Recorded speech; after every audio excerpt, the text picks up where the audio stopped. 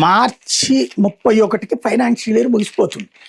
ఆ తర్వాత వ్యాపార సంస్థలు ఇట్లాంటిది పెద్ద ఇదంతా కూడా జూలై 31 కల్లా ఇన్కమ్ ట్యాక్స్ రిటర్న్ సబ్మిట్ చేయాలి. అలా ఇప్పటిదాకా సబ్మిట్ చేసిన వాళ్ళు 5,50,00,000 ఐటీ రిటర్న్స్ నమోదైనవి. అంటే అంతమంది పన్ను కడుతున్నారు. రిటర్న్ ఎంతో కొంత పన్ను కట్టినట్టే అనమాట. ఇక్కడ 2026-27 అసెస్మెంట్ ఇయర్కి సంబంధించి ఆదాయ పన్ను రిటర్న్ ఫైలింగ్ శుక్రవారం ముగిసింది. తుది వార్తలు అందేసరికి 5.5 కోట్లకు పైగా ITR-1 సహజ్, ITR-2 రిటర్న్లు ఫైల్ అయినాయి. ఇందులో 42 లక్షల రిటర్న్లు గురువారం ఫైల్ అయినట్టు అధికారులు చెప్తున్నారు. ఇక్కడ బేసిక్గా ఒకప్పుడు కాంగ్రెస్ గవర్నమెంట్ ఉన్నప్పుడు 2014 నాటికి 70 లక్షల మంది మాత్రమే రిటర్న్ సబ్మిట్ చేసేవాళ్ళు.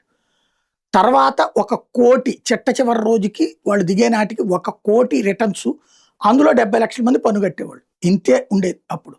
అది కూడా 1 కోటికి పైగా పన్ను కట్టేవాళ్ళు ఉండేవాళ్ళే కాదు అసలు. అది మొత్తం 5% ఉండేది అప్పుడు. అలాంటిది ఇవాళ ఇన్ని కోట్ల మంది, అంటే పన్ను ఎగవేతని నియంత్రించగలిగింది ఈ ప్రభుత్వం.